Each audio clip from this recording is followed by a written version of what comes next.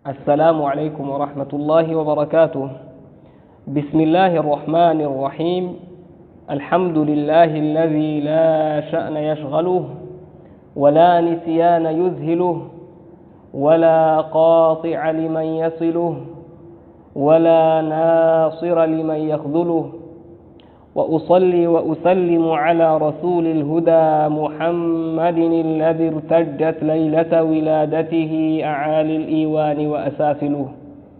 أبولي الإسلام ربي في جتريات إن أكاكل كل فنون إسيادة جيسا اتئان سودان أموتو برنون نخين أرآ إن شاء الله تعالى واهي مولدات والكبتة باتي الربيع الأول سينتجر تيوان تاتف باتي كان كيستي موتو مولدات هجتما مولين كني جها دمو جها متي دوركا دمو دوركا متي جنة بيكون برباچي سادا مالف وان توكو هجتشون درتي حكمي إسا بيكني هجتوتو برباچي سوان تاتف أكما علماء دبتني جرانيتي وان توكو جتشون درتي gochuun duratti beekumsaatu dursa jedhanii dubbatan. Akkuma imaamul Bukaariin kitaaba isaanii sahiihul Bukaarii keessatti dubbatanii jiranitti maal jedhan, baabun al-ilmu qabla al-qawli wal-amal jedhan. Beekumsi osoonii fi waan tokko hin hojjatin yookaan waan tokko hin jedhin dura dursaa jedhanii jechuudha. Kanarraa kan ka'e nutilleen insha Allahu ta'ala mawlida kana hukmi isaadhaa dubbanna. Mawlinni kuni gahaadha moo gahaa miti kan jedhu. Mawlinni jechuun dura dursee dhalachuu nabiyyi keenya Muhammad sallallahu alaihi wasallam. Mawlida jechuuni dhalachuu nabiiti baatii Rabiul Awwal gaaf 12 kana mawlida jechuun.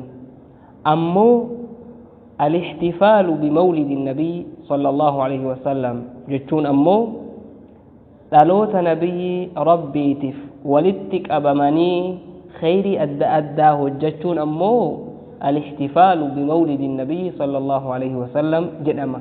Dhaloota nabiyyiitiif walitti qabamuu.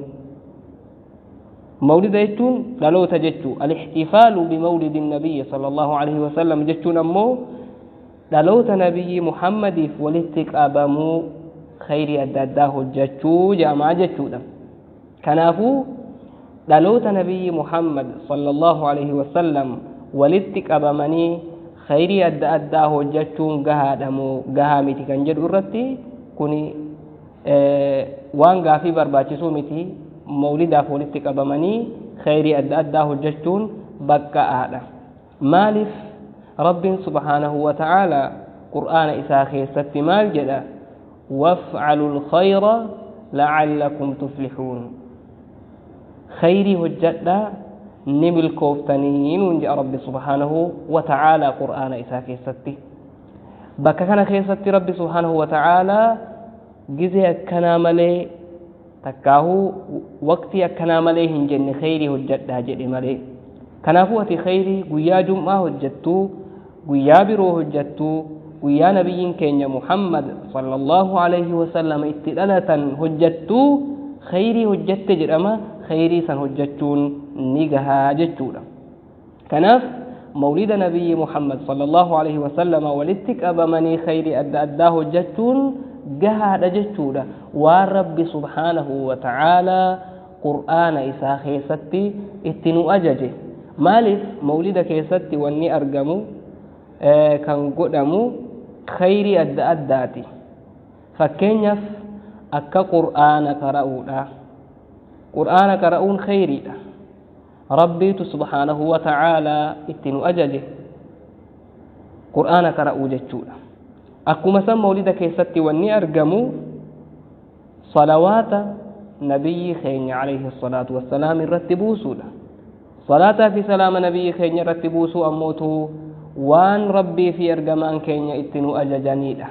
ربي سبحانه وتعالى قرآن كيستي مال جدا، إن الله وملائكته يصلون على النبي يا أيها الذين آمنوا صلوا عليه وسلموا تسليما.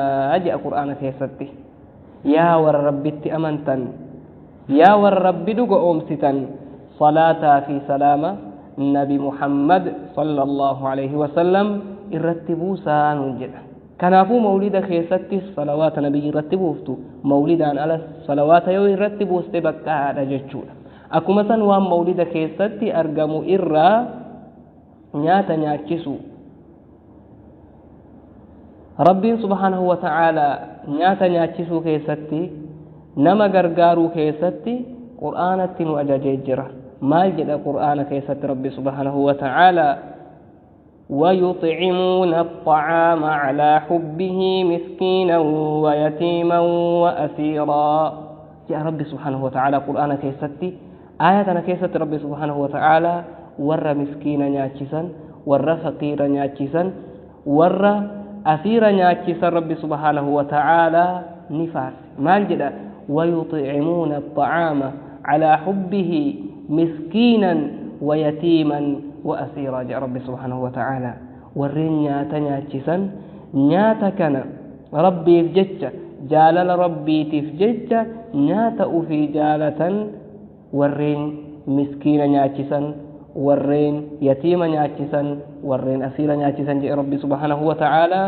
قرآن خيستي دبت يجتشودا كنافو مولد خيستي واني أرقم وان خيري وان تاتف walitti qabamanii khayrii adda addaa hojjechuun qur'aana qara'uun salawaata nabiyyi irratti buusuun nyaata nyaachisuun siiraa nabiyyi muhammad sallallahu alaihi wasallam dubbachuun seenaa isaanii taariikha isaanii dhaloota isaanii akkamitti duniyaa kanarratti turan siiraa isaanii dubbachuun kun waan khayrii qabdu waan taateef waan khayrii hojjechuu ammoo rabbiin subhanahu wa ta'ala ittinu ajaja jechuudha kanaaf mawlidni akka kanatti waa'ee khayriidhaan dabarsuu keessatti kun dhoorkaadha namni jedhu sirriidhaa miti maaliif waan rabbi subhanahu wa ta'ala ittinu ajaje khayrii hojjechuutti waan rabbi nu ajajee jiruuf khayrii rabbi hojjedhaa jedhee irraa nama dhoorkuun ammoo